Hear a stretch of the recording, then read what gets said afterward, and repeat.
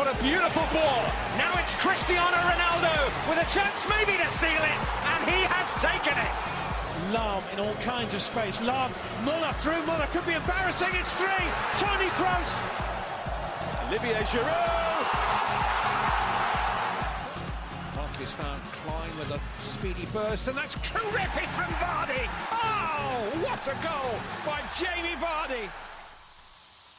Hello and welcome to day 7 TFHP Euros. Back again like the Renegade Master. Only some of you will remember that, but I'm old enough to. I am your host Kris once again, and another 3 games await us. I've got 2 of the crew back again this evening. Drew's back again. Evening, Drew. Good evening, gentlemen. Evening to you. And Ross is back again. Good evening, Ross. Evening, everyone. All right then, let's dive in head first, shall we, boys and girls? Now, obviously, Drew, you're in the good old US of A, so I'm going to come to you second on this one because we have our UK correspondent in the house, and he's going to be busy tonight. But we're going to start with probably the big UK representation of today because it was two of the UK's teams mixing, and that was Wales and England. So.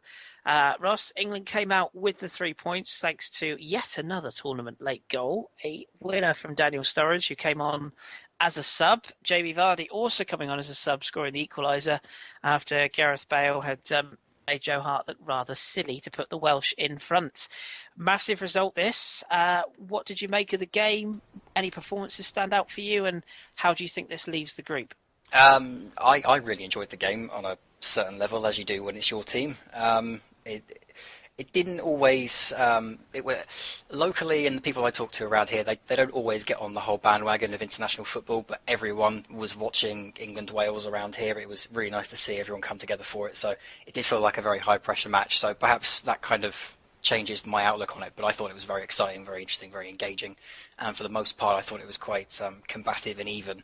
So it was fantastic to be able to sit down and watch it and see something like this at a big international tournament at long last. Individual performances is a bit trickier. I think Wayne Rooney had a fantastic game in midfield, probably his best in that position for club or country. Harry Kane didn't do a great deal today, but I thought Sturridge looked quite good when he came on. Didn't cause as much trouble as I would have liked him to. Didn't hit the target as often as I would have liked him to, but it doesn't matter because he got the winning goal.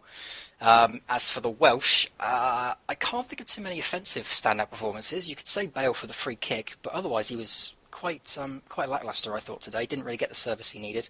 Didn't think Ramsey had his best game. He wasn't really creating much. I think he was kind of hindered by the fact that there weren't many runners on ahead of him, so he couldn't really ping too many passes forward, but I wasn't really impressed with him. The back line was very good as it was last time out, and it did keep England out for a very long time, but I can't really point out too many individuals in that back line. It just worked very well as a unit, so it's a bit of a tough one picking out star men, but I thought Wayne Rooney looked very, very comfortable in midfield today. What do you think? Obviously, the group situation now. I mean, it puts England in a position where they are likely to qualify. I think they only need a point now against Slovakia, and to be honest, you would probably expect them to go again and win that. What about the Welsh side of things? I mean, is this more of a psychological blow than a literal blow? Because they got the 3 points, of course, against Slovakia first game. So they've just got to surely just get their focus back and go again now, haven't they? Yeah, I think that's the thing, is that when England drew with Russia, it felt like a defeat, and we came back stronger against Wales, and we looked much better, especially in the second half. The first half was much more even because the Welsh decided to sit back and try and catch us on the counter and use set pieces, etc. But we still responded from the Russia game. I fully expect the Welsh to do the exact same thing and take it out on Russia, because Russia, for the 2 games I've seen them, they don't really look like to me that they want to be there. They're kind of over it. They're ready to go home. They only really turn up for the last 10 minutes. So I expect the Welsh to be playing for a lot more, to want it a lot more.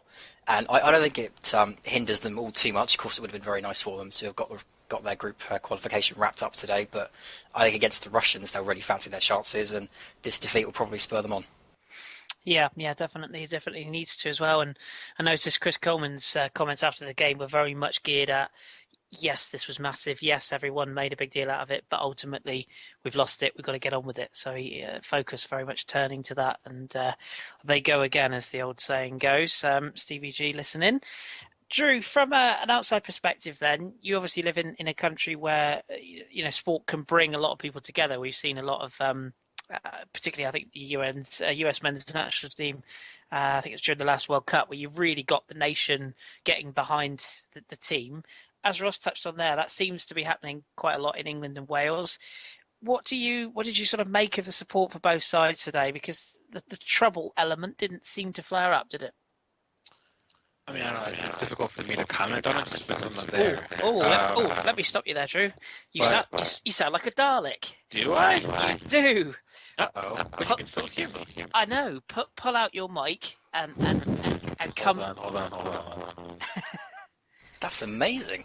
Isn't it? Yeah. It sounds like he's echoing in a Dalek, not just that he is one. It literally sounded like. How about now? Beautiful. Ah, wonderful. Well, there you go. Okay. Hey, don't say that we're not entertaining, listeners. That was incredible. I'll never hear a sound like that again. It was brilliant. Guys. Go again, Drew.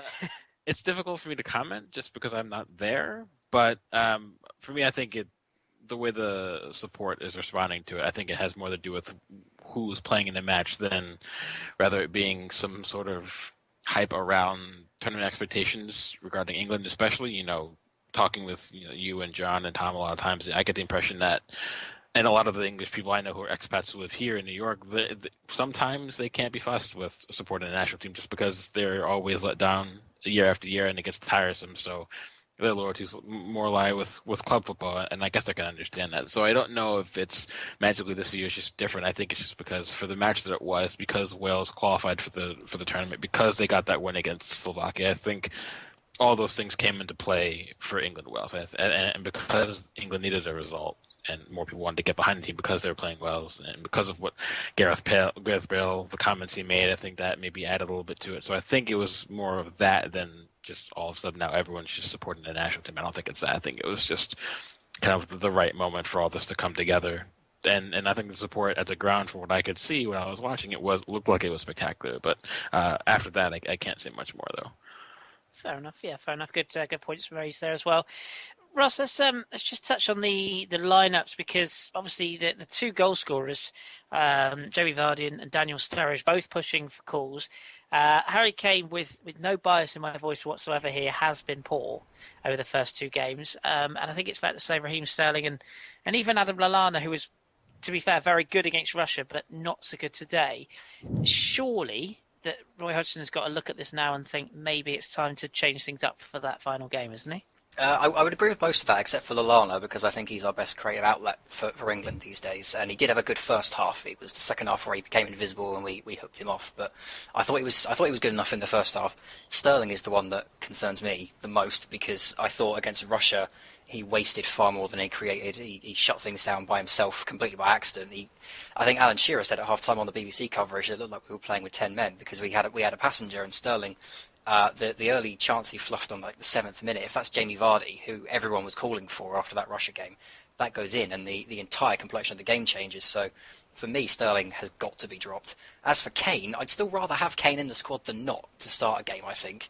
I think it's more to do with the supply around him that depends on how well he performs. But at the same time, if he's not playing well enough, if he's off form, then England have to make the changes for the good of the tournament. So on the strength of the performance today, you'd have to say that Sterling and Kane have to be dropped for Vardy and Sturridge. So I'd agree with you, but I think for me it shows, and I know some of the pundits on my feed would agree, because they were saying similar views. But take Sterling for example, he didn't really have a great season for City. He was on the bench for a very large part of it, but yet still he's being entrusted with starting for England in the Euros. It's things like that I don't understand that Hodgson can't afford to do. If England want to take their chances seriously, they have to rely on players who are coming in to a tournament in form, and he's done that with a lot of other players. Dyer and Ali had great form for Spurs. Likewise with Danny Rose, you could argue is almost the best left back in the Premier League, and Kyle Walker's done well. Those players deserve a place, but someone like Sterling, just because he brings pace doesn't mean he should be starting. He doesn't bring much else. And as you already pointed out, Ross, he's more a passenger than anything else. He hasn't done anything in his two performances to really justify his inclusion in the third match of the group stage. Someone like Vardy, even though he played as a second striker this season with Leicester. The season before that, he played out on the left for Leicester, and the reason why he was there is because his work rate, both in an attacking sense and a defensive set, would really suit England in this scenario, especially because Danny Rose does like to get forward. So if you have someone like Vardy there who will track back and defend, who will always give 110%, maybe you should look at doing something like that. And he also brings goals, and you saw it today where his predatory instincts kicked in, and that gives Kane something to think about, especially with Sturridge as well. So if you start those two in an attacking through with Lana, I think England will be much, much better. They'll be more direct. They'll have even more pace. I think maybe a little bit of extra creativity and movement off the ball than what you would get with some others. I think right now, if England want to be taken seriously, they have to pick the right players instead of who people think they should be playing. I think it's no time for bias at this point. I do completely agree with the Sterling point. I think the problem is, though, that the FA have got this plan in mind where we want to be challenging for the World Cup in 2022. And to do that, we have to make sure the team is structured and knows each other and is used to playing with each other. Now, Jamie Vardy should be playing in this tournament, as far as I'm concerned, because he's in the form of his life. He's scoring goals, and right now he's what we need. But Sterling will be there in 2022 and Vardy won't. So I think that's why Sterling gets played, is to give him more international experience, to get him used to playing with guys like Dyer, Ali, Kane, Lallana, whoever will still be there in 2022. But I completely agree with you that you have to be circumstantial. It's great playing Sterling from the start if you really want to, but you have to hook him off when he's doing poorly, and he should have come off at half-time, and thankfully he did. And against Russia, he should have come off, and next time out he needs to be on the bench, because the past two games he's been poor. So I understand why Sterling starts, but circumstantially, Vardy has got to be more used in this tournament, because realistically speaking, this is probably the only tournament where he's going to be as lethal as we think he will be. I think you're right, but the part where I disagree with is there's no guarantee that Sterling will be in the next World Cup or the next Euro, because there's no guarantee that his club career will take him to the point where he's a guaranteed selection as a left-sided choice for England. There's also no guarantee that Pep is going to make him into a decent player. So. Exactly. So that part is also circumstantial, but I do get the point where now's the time where England they do need to work on continuity, because they have a lot of young players coming through. That's why if they don't go deep in this tournament, even if they make it out of the group, even if they lose in the round 16, the point is, and you just touched on it, that they need to get these young players used to playing with each other now. That's why eventually, even though people are divided on opinion on him, someone like Ross Barkley needs a little bit more time as well, because he has the ability to be in the England team. Whether or not you agree with how well his form played out for Everton this season is, I guess, another debate. But he has the ability and the talent to be in England, regular moving forward, especially within 2 years, because he's already that good. So I do agree with that. Bless you. What the hell was that? Yeah, right. Apparently my brother's sneezing. So. Somebody just died at Ross's house. I hope not. I think you both make some excellent points there. And funny enough, we have a couple of questions. So we can do those now. Breaking news, Drew. We found someone. Goes by the name of Banterlord, or at Kubushdino on Twitter. He is Jabroni_Ellsbury. Oh my God. He's there. He's just tweeted the podcast and he said, "Thank you for the shout out." He said, "I'm glad my name is appreciated. Love the pod, and it's actually helped me get some really great ideas for my fantasy team. Welcome aboard, Mr. Banterlord. We are very happy to have you." So there you go, Drew. There's your man.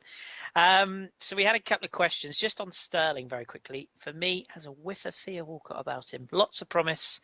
Doesn't look like he's going to fulfill it at this stage, but that can change. Questions then. We had one from... In fact, it's just the one actually on the England game. The other one's on the Germany game.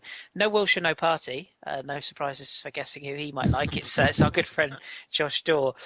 He said, "Where was there any logic in bringing on Rashford over a creative midfielder?" No, I do completely agree with that. That was a strange one for me to bring on Rashford. I personally felt it was kind of like the mystery impact, just to see what he could do, and Wales not really being prepared for him. But it was strange, but that's not to say it didn't work, because he did create some space, he did make some good challenges. I think he was also involved in the bundle that led to Sterling's goal. So it wasn't in vain, but if he hadn't been more involved than he was, questions would have been raised, because at that point we didn't need another attacker. The front three were doing okay. So I do completely agree. It was a bit of an eyebrow raiser when I saw Rashford on the sidelines. Yeah, definitely. It's good to see the lad get some game time. That's one thing because he's been taken. It's good to see him get some playing time. But yeah, I thought it was a bit of a strange one. But nevertheless, the final thing I just want to mention on this was the two goals themselves. Vardy's was very close to being offside, but the Welsh player, I think it came off a Welsh player, didn't it? It was Ashley Williams. Ashley Williams Tried to head it one way and it's come off his head completely the other direction. Great officiating to spot that, in my opinion. Absolutely, yeah, because I knew the radio coverage I was listening to, they thought it was offside, so good spot. And the winning goal as well, good finish from Daniel Sturridge. I think we all know Daniel Sturridge has got that in him. He's a very, very good accomplished striker and finisher. It's all the rest of the baggage that comes with him in the injuries and the attitude that maybe separates him from being world class. So, do you think he's done enough for us to maybe get the nod, or do you think we will see Kane or even Vardy in the next game? I would suspect the way we'll line up next time is exactly the same, except Sterling will be off and Vardy will be on. But I highly suspect that Sturridge will get the second half, whether that means he gets the full second half or whether they give Kane or Vardy 10 minutes or even Lallana 10 minutes and then hook him off. I suspect it's Vardy that's going to be starting next time. But again, like you said, I think the problem with him is you've got to be careful with him because he comes with so many problems. So because this is a long tournament, especially if we want to hang around and get as far as we can, you do need to protect players like Sturridge, and he shouldn't really be starting games this early in the tournament as far as I'm concerned. So for me, he's an impact player, and I would fully expect Vardy to be the one that takes Sterling's place next time. Agreed, yeah. Rotation is the key. Right, England fans, you've had your fill. It's time to give the Irish some love. But before we do, Drew, I'm going to start with you because I want to drill into Ukraine. Not literally before I get taken out by Russian police for stealing oil. But figuratively, Ukraine lost this game. And as I say, don't worry, Irish fans, we'll be on to you very quickly in a minute. But Ukraine losing 2-0, they were so poor. I mean, just so poor. And there's so much talent in that side. Okay, there's a few players that maybe are a little bit not great. But there's so much talent, particularly in the attacking side. And they just don't offer or didn't offer anything. What do you think's gone wrong? And can you just touch a bit on this divide that is apparently in the camp as well? First, I think that was, for me, the worst performance of the Euro. This match in particular. And the fact that they're now the first side out officially. Mathematically, I think it sort of reflects that. But no, I mean, I talked about in the WhatsApp group before that there's murmurings that there's a little bit of a divide within the camp because of how entrenched the side is with the Shakhtar Donetsk players and the Dynamo Kiev players. And apparently there was some bust up between two players during the club season, and now that's carried over to the national team where they've already said they don't speak to each other. And then I think, personally for me, you can kind of see it where the on-field communication is poor with them. You know, players just don't make runs they should be making, or players are making runs they shouldn't be making. You know, no one is reading the flow of play as well as you should at this level, considering some of the players that they have. You know, the likes of Konoplyanka and Yarmolenko and even Zinchenko and the other youngster as well. So for me, I don't know. This is why we've banged on so much in the pod before that sometimes. Unity goes a long way, and you see it in other performances. You saw it in the Wales performance when they beat Slovakia. You know, you've seen it in how well Romania has played, despite only getting a point, and they might be feeling a little hard done. So it is very, very important. Like individual talent won't take you far in tournaments. And in Ukraine's case, it's now seen them bow out early, probably way too early. I don't think that people necessarily thought they could have necessarily made it out of the group, given they're in the group with Germany and Poland. But certainly, pre-tournament, you would have said that if they get a win, surely it had to be against Northern Ireland. But Northern Irish hard work and their belief carried over, and despite having some quality players at club level, it didn't do any good for Ukraine. So. It's a real mess. That story, of course, for listeners that may not have heard the story, the two teammates, Andrei Yarmolenko and Taras Stepanenko, who play for rival teams in Ukraine. There's a mass brawl basically between Shakhtar Donetsk and Dynamo Kiev, and notoriously very big rivals, and resulted in one half of the party sort of trying to offer his shirt, and that shirt was spat on. There was further sort of talk in the press conferences afterwards, and they pretty much have been in the squad and not. They just don't speak. It's very sort of Andy Cole, Teddy Sheringham back in the day. They just do not speak, and it can't help. It can't help. And I think Stepanenko himself actually came out before the tournament and declared publicly that his friendship with Yarmolenko was over. Yeah, relationships. It's honestly, it's like Geordie Shore. Terrible. I also just real quick, I think that when you look at it, even though you have some quality players, I think the Ukraine really struggles without having a really decent striker up front. They've been spoiled when they've had Shevchenko before, and even Sergei Rebrov, who wasn't always stellar for Spurs at club level, but he was so good at Dynamo Kyiv when they made that run in Champions League when he played with Shevchenko, and he was always so good for the national team. And those are forwards that understood the value of making the right runs into space, that would create space for the attacking players behind them. But the center forwards that Ukraine have now, Selesnyov and Zozulia, they don't understand that.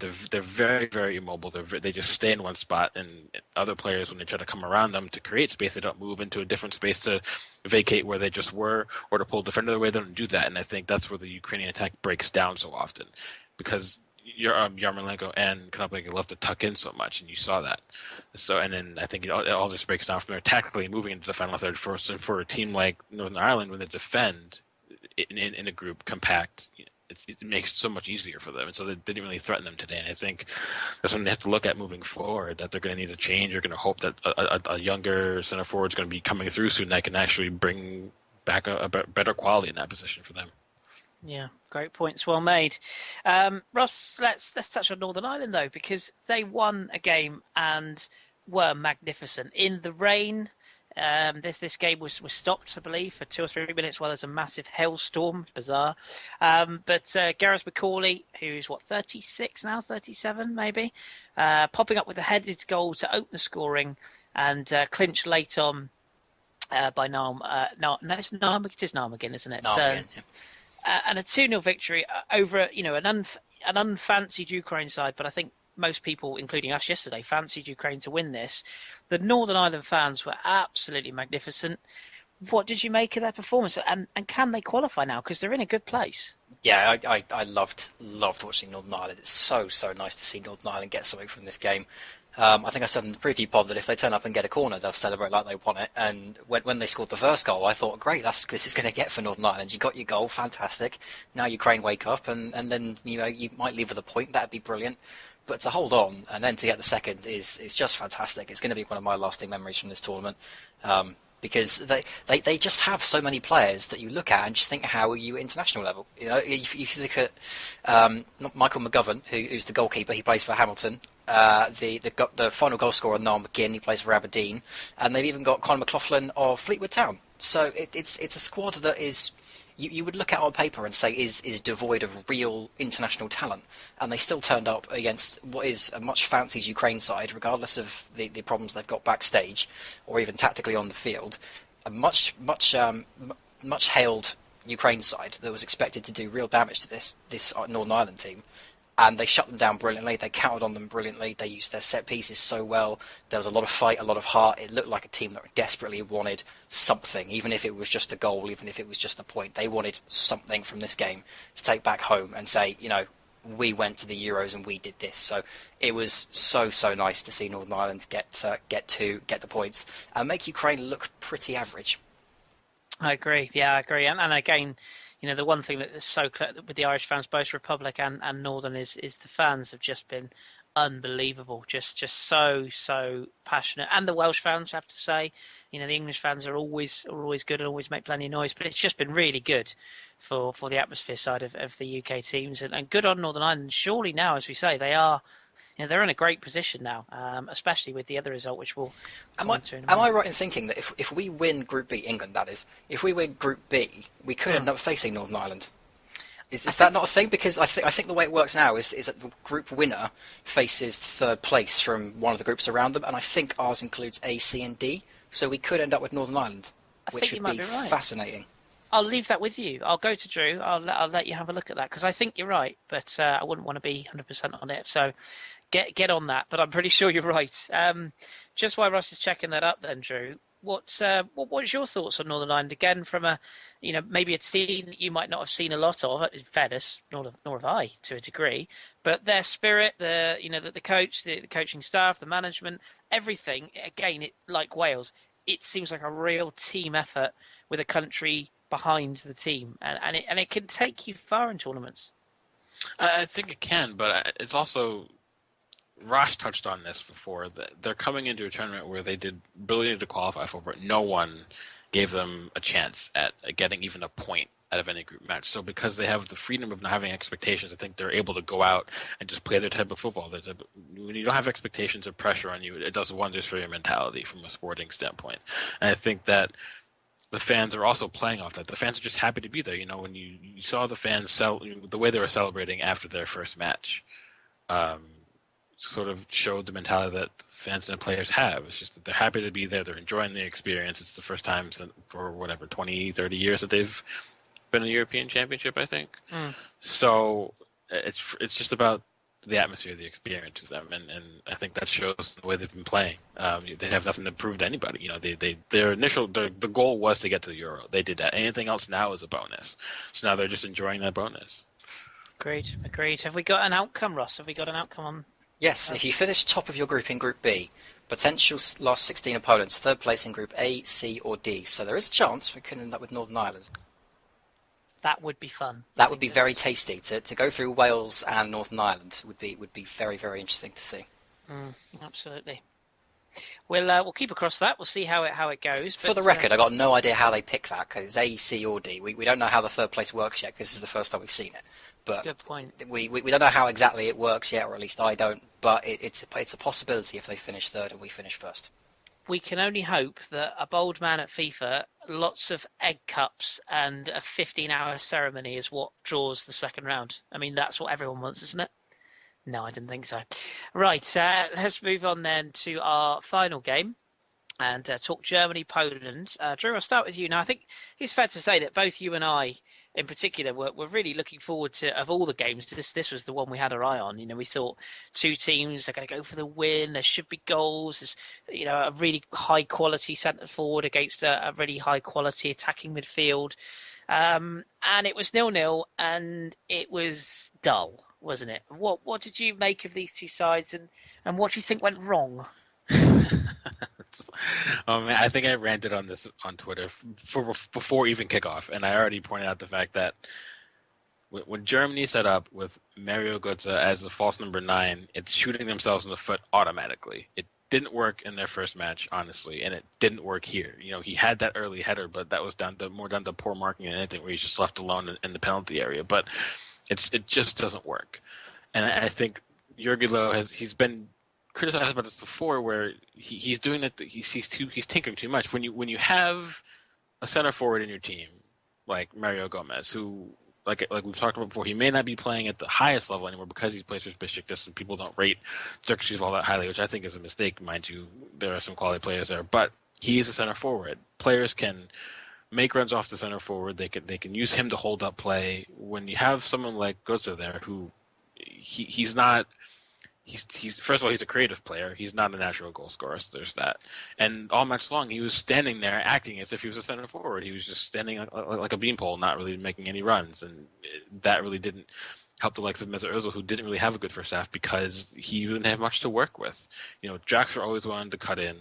Muller always wants to cut in. Just that's their nature, given how they're used at club level and how they've been used on the national team. And everything was just so congested. And Poland were happy to sit back with 8-9 men behind the ball sometimes and look to just break through just Lewandowski and Milik at times, and that worked for them. They held on in the first 45 minutes. They went in 0-0. I think that was their goal.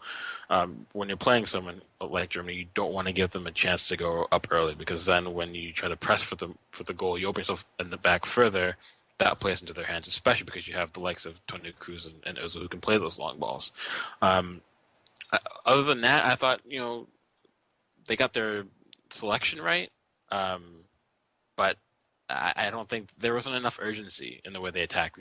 Again, too slow building up. You can't do that against a team who have people like Kris, who he's arguably one of the best holding midfielders in the world. So if you give him time to get back and set up, and give them time to get back from when they do counter, you're never going to break them down. And I think we've seen that time again in this tournament, where teams who just possess the ball and are too lethargic with it it's really hard to get really good quality chances consistently. When you can play possession all you want, but sometimes there's a point where when you're in possession, you have to transition from slow build up to then being quick and incisive, whether if it's taking runs at people or if you're just moving the ball quick and you have to drag people out. Germany didn't really do that efficiently enough. And I think that's another question moving forward, that they have to get the selections right. And I think this isn't a tournament that they can afford to keep banking on interesting player choices like Götze at false nine, when you could have, if you didn't want to start Gomez, you could have started Müller there, who played center forward in a World Cup along with Klose and was brilliant there. So if you want to do that, you can play Müller essentially and rely on Schürrle or Sané to play on the right. And those are players that like to run at people. So it's about, they have to find that balance. Germany right now in their 11, you look at it, they have too many creative players. There's a thing of being over creative. I think that's where they're at right now, because they're lacking the final product because they don't have enough people there to put the rubber stamp on a move. So. I'm with you. I think you make excellent points in with Götze. I mean, he looks so fed up coming off, and it was almost like he sort of looked at Jogi Löw and just went, "Oh, again." And I almost feel for the guy. It's not his fault he's being played there, but I know John doesn't like him, so shout to John. But and you heard it here first, boys and girls. Drew has outed it. Jogi Löw tinkers too much. You heard it here first, not with himself. Quickly moving on, Ross, save me. Just maybe a quick line on Poland in this game. Milik missing a really gilt-edged chance. Well, technically two gilt-edged chances, really. Two very presentable chances. But Drew touched it there. Krychowiak, once again, I thought looked a monster. I think he's been really good. Along with Granit Xhaka, as far as two holding midfielders, maybe N'Golo Kante as well. But the standouts this tournament so far in that holding role. I thought Grosicki worked hard. Fabianski also made a very good save late on to deny, I think it was Mesut Ozil actually. But what do you make of Poland? Are they holding up to this tag of potential underdogs for you? Sort of, because they play like a team that has come with a game plan to squeak through the group and then to just kind of eke teams out as the knockouts come along. But at the same time, if you're not going to score enough and you're going to waste the chances that Milik wasted especially, then can you really say they've been a success story? Can you really say that they're living up to the underdog tag? It's tough, because you look at teams like Northern Ireland, who are underdogs, and they've come out with a win. That's an underdog story. Poland getting a draw out of Germany, you could consider that an upset, but I don't think it really was on the balance in the game. And I think anyone that had any kind of knowledge over the two teams would have said that a draw isn't completely out of the question. So it's tough for me to decide whether or not I think Poland are going to go far in this tournament. But I do think, well, it's indisputable. They've got to start being better up front, because I've barely seen Lewandowski, and Milik has just had so many good chances over the past two games and just not put them away.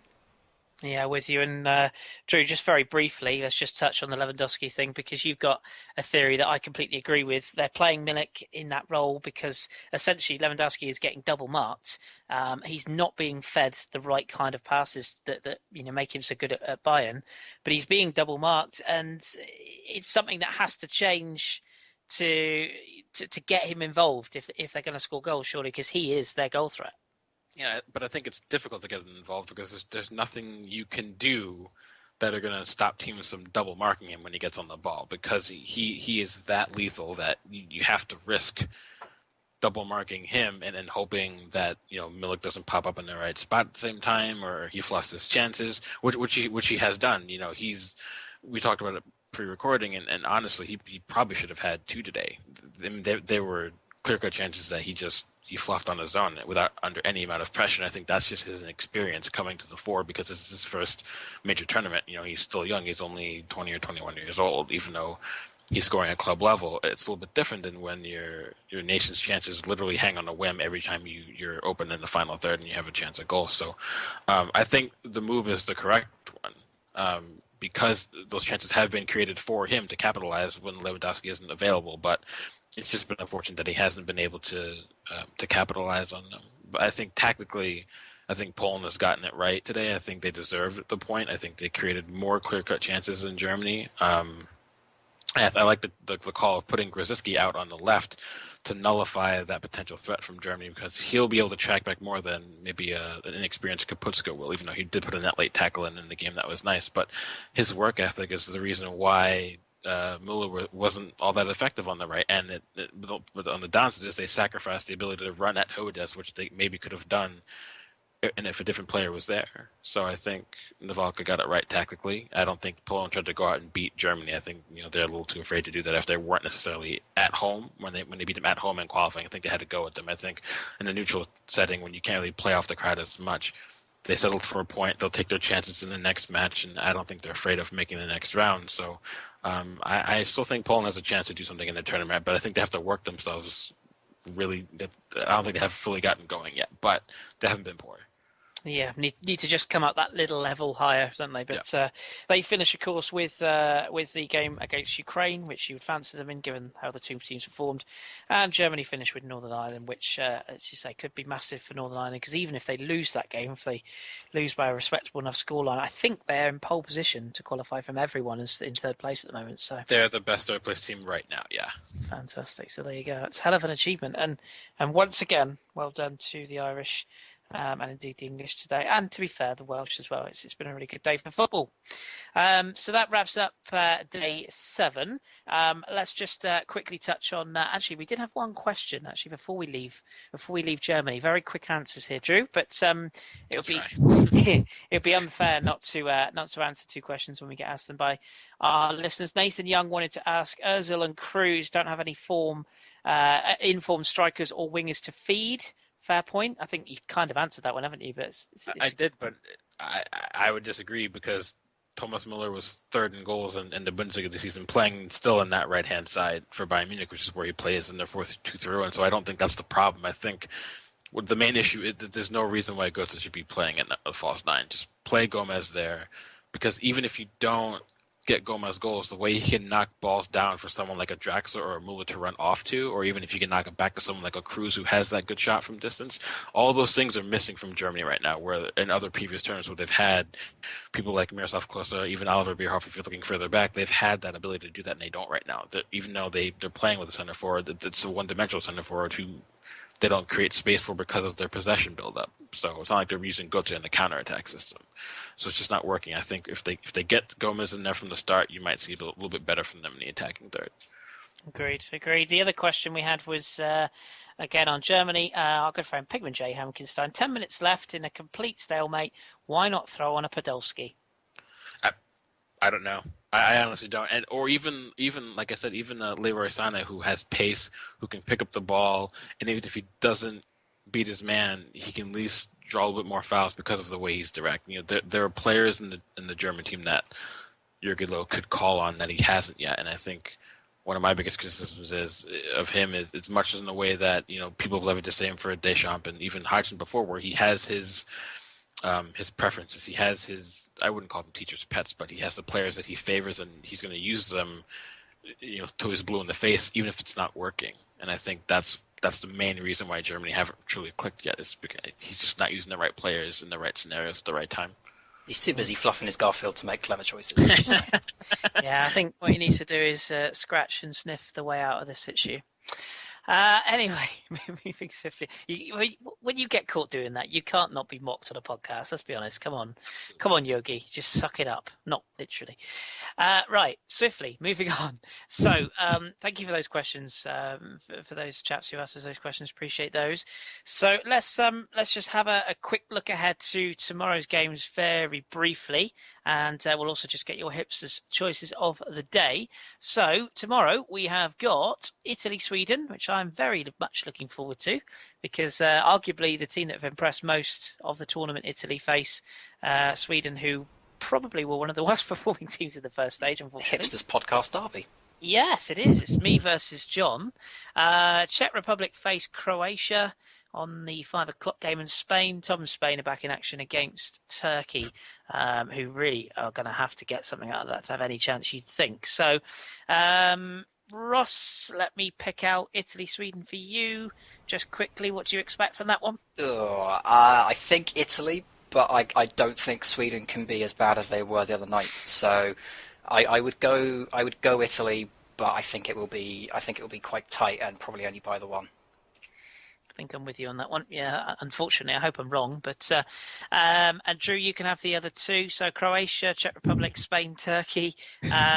Croatia, Spain for you? Yeah, I think so. I think Croatia just have the little bit extra over Czech Republic, especially in the attacking third. And Spain, I think, will be quite comfortable. They might span it up a bit. They might need 25 chances because Turkey are probably going to sit deep all game long. But I think they'll still see out and get 3 points for sure. So I think both those teams should seal their progression tomorrow. Yep, I concur with that. Okay, Hipster's choice of the day. Let's start with Ross then. Who's your vote for?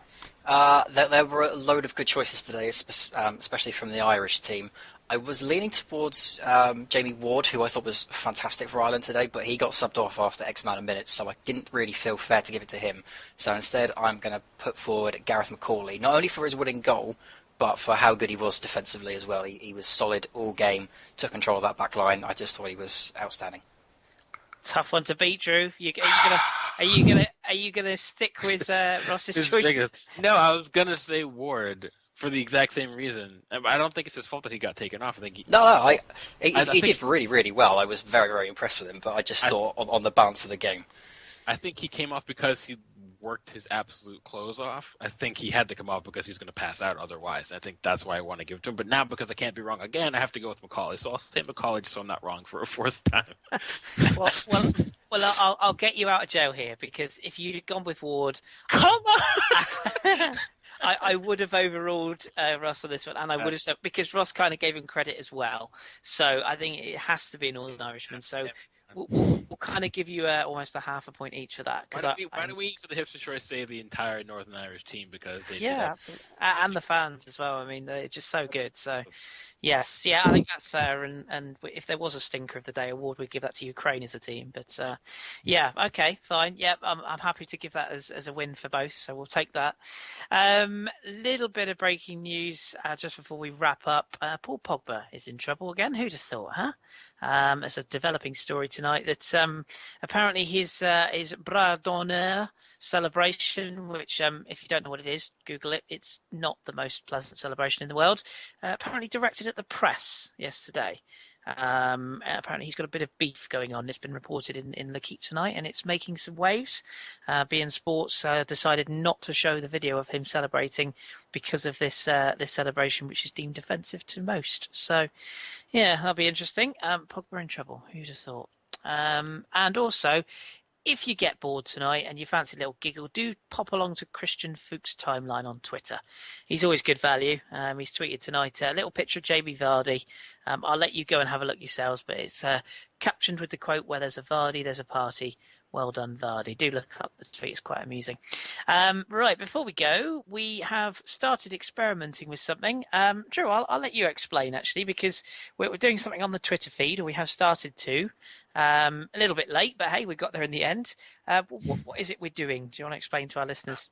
We're just switching off opportunities for all of us here to cover the matches via tweeting. So we'll do things like we'll tweet out the 11s pre-match and give our opinions, and then we'll just tweet highlights and try to interact more with you guys as matches go on. So today I did Germany-Poland. John did the Ukraine match, and then I did the match before that. So, and then other days it's going to be Tom will be on, Kris will be on when he can. We're going to have to get Ross the password so Ross can too, and he can indulge as well as we are. So, just again, we're trying to interact more with you guys. We don't want it just to be you come and listen and you disappear. We want to make sure you guys can come to us and have more interaction for sure. We'd like to do that with you guys. So yeah. Splendid. Get involved, people, at the FH podcast if you want to get involved, and please do, if you get the time when we put our pods out, please do feel free to retweet them and share them with your friends. The more people we get on board, obviously the more content we can pump out, and the better the listening experience can be. So still no update on iTunes, by the way. So you might have noticed last night we only tweeted the YouTube link. We had a little problem with archive last night as well, where we store our pods, so we could only get it on YouTube. It is now on the website as well last night, so if you did miss yesterday's pod, it's still available. You can go and get that now. But yeah, we thank you all very much for tuning in as usual. It's been a busy day, and it's going to be busy again tomorrow, and plenty more games to cover, so we'll be right across them. And yes, keep it tuned, keep it locked to us. We really appreciate the views. So we'll be back tomorrow to cover those games. Do join us then. And until that time comes, I shall say the immortal Euros phrases as it goes. And let's keep your pipe stoked. No, said it wrong again. Thank God this is only temporary, eh? Keep your pipe stoked and your satchel clean. Indeed, thank God it is temporary. We've been the Football Hipsters. Thank you, Ross. Thank you, Drew. And we will speak to you again very soon.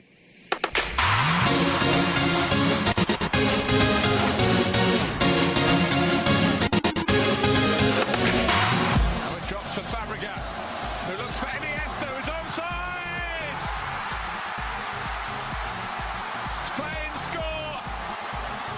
That's on. Rodriguez, a match winner. Is this the moment? It is! Divock Origi! There, and now Keller. And they now have the breakthrough. Fail. It's a great effort! Oh my word! What a goal!